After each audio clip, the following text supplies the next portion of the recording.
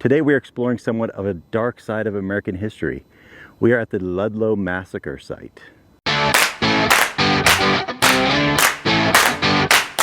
When we think of J.D. Rockefeller Jr., typically it's New York City or that he was rich and a philanthropist. Rarely, if ever, are we told about the Ludlow Massacre in Colorado on April 20th of 1914 and his connection to it. In 1903, the Colorado Fuel and Iron Company changed ownership, bought by a group of Colorado-based board members and investors. A result of the buyout was a deterioration of working conditions and pay for the miners. Colorado Fuel and Iron paid the miners in company script, which really is only credits, and only paid according to the tonnage of coal extracted from the mine. That meant the so-called dead work, such as shoring up unstable roofs, went unpaid. This tonnage-only system drove many poor and some ambitious miners to take the risk, the consequences of which could be fatal.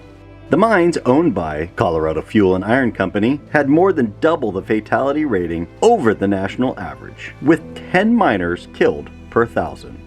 In the summer of 1913, workers organized by the United Mine Workers of America, led by union organizer and fellow Greek Louis Tikas, began to strike, demanding safer working conditions and fair pay. Those that participated in the strike were driven from their company-owned homes and the company-owned town, rendering all their currency, reminding you that it was only company script, useless. Approximately 1,200 striking coal workers, along with their families, set up a tent colony just outside Ludlow. On Sunday, April 19th, Louis Tikas, along with other Greek immigrants, observed Orthodox Easter. Unknown to them that private guards and strikebreakers hired by the Colorado Fuel and Iron Company, along with soldiers from the Colorado National Guard, were setting up machine gun outposts. The day after celebrating Easter, the company men and National Guard opened fire. Fighting lasted all day with many wounded. By 7 p.m., the entire camp was set ablaze. When the following morning came, the miners and their families scoured the ruins for anything that was left, as well as looking for any dead.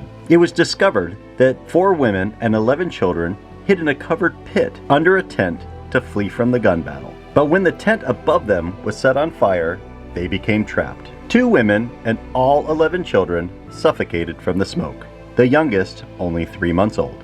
In all, an estimated 21 to 55 people were killed in the massacre. Most were wives and children of the miners. Included in that, union organizer Louis Tikas. The outrage of the killings of women and children sparked a retaliation from the miners. For 10 days, they attacked dozens of anti-union establishments, destroyed company property, and engaged in several skirmishes with the Colorado National Guard. President Woodrow Wilson dispatched federal soldiers to stop the fighting. By the end, some 199 people were killed. It was declared the deadliest strike in U.S. history. Congress conducted an investigation into the strike as well as the massacre. Remember in the beginning I mentioned J.D. Rockefeller Jr.? Turns out he was the largest shareholder at 40% of the Colorado Fuel and Iron Company. Even though he did not order the massacre, he endorsed the terrible working conditions and pay. He was blamed for orchestrating the massacre. Jr., taking advice from his public relations advisor, personally went to Colorado to meet with the miners, observing the living and working conditions firsthand, and most importantly,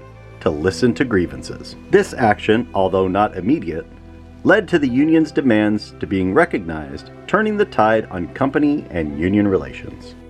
There was a women's march January 22nd, 1914 in Trinidad, organized by Mother Mary Harris Jones, a famous labor activist. She inspired a group of women to protest poor working and living conditions.